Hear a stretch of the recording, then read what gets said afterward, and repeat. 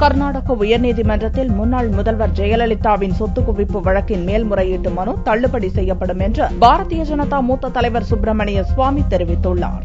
கோவை வந்த பாரதிய ஜனதா மூத்த தலைவர் சுப்பிரமணிய சுவாமி செய்தியாளர்களை சந்தித்தார்.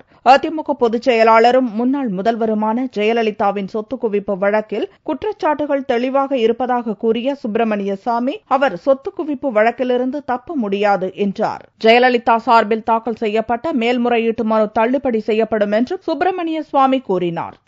அவ எப்படி தப்ப முடியும்? அதுல தெளிவா இருக்கு.